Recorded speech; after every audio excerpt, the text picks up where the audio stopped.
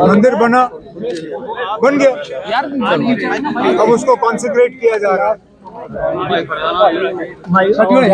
अब अगर बीजेपी ही इस सारे चीज को, खासकर मंदिर को, पूरी तरह से एक पॉलिटिकल इशू बनाना चाहे तो वो उनकी मर्जी है ना।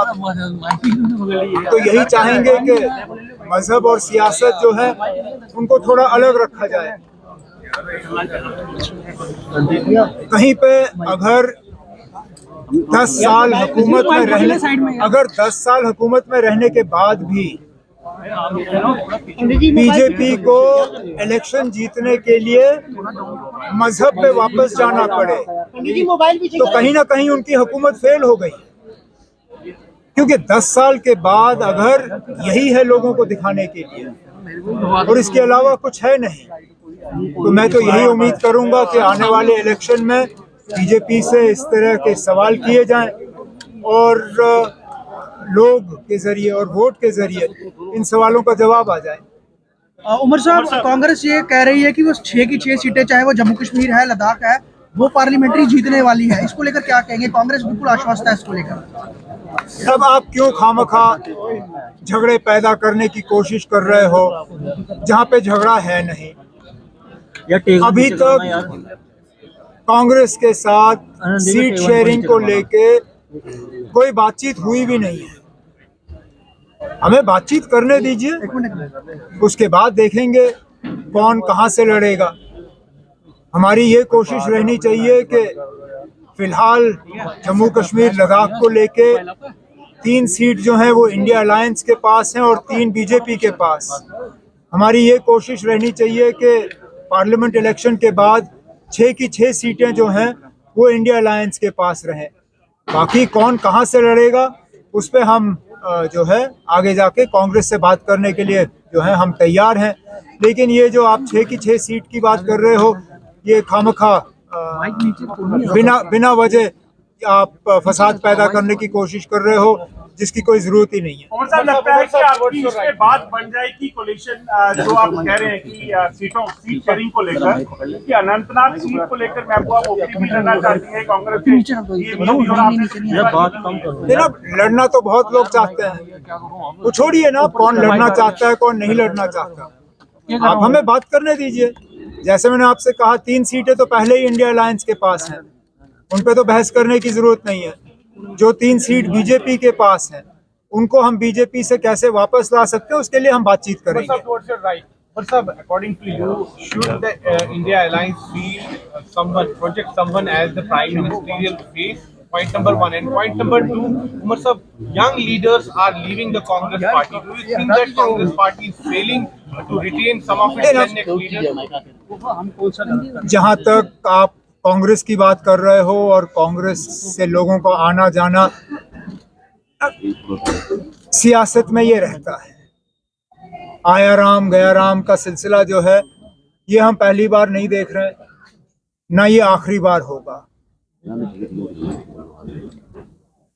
पॉलिटिक्स में इस तरह का जो चर्निंग है ये रहता है। अब क्यों गए, जाने के बाद क्या हासिल किया, वो जो जाने वाले हैं वो खुद ही इस चीज़ का जवाब दे सकते हैं। जहाँ तक आपके पहले सवाल का है कि क्या इंडिया अलायंस को प्राइम मिनिस्टर के तौर पे किसी को प्रोजेक्ट करना चाहिए, इस पे फिलहाल इंडिया अलायंस में कोई बहस नहीं हुई है।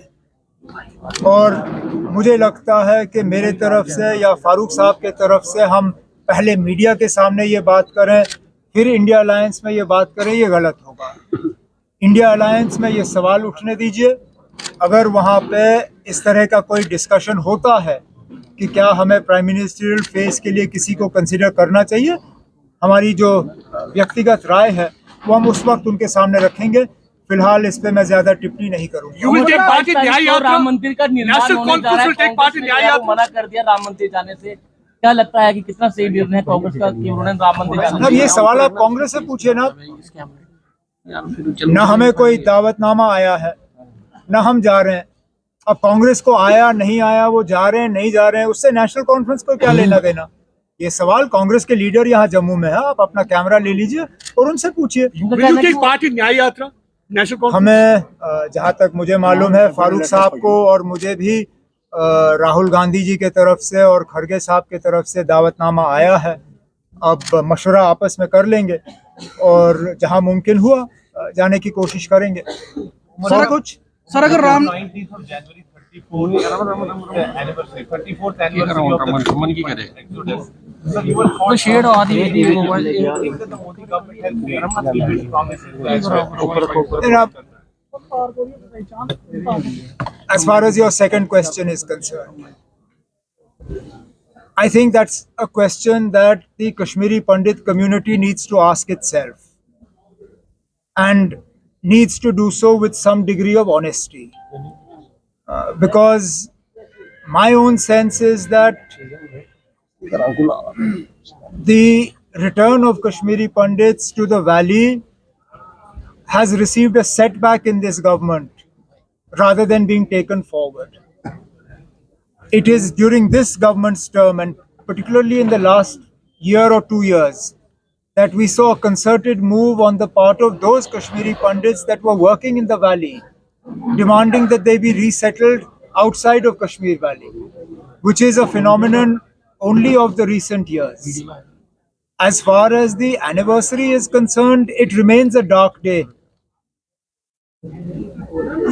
The National Conference's leadership has always believed that Kashmir Valley is incomplete until those people who left the valley in this turmoil are able to return, but return of their own free will.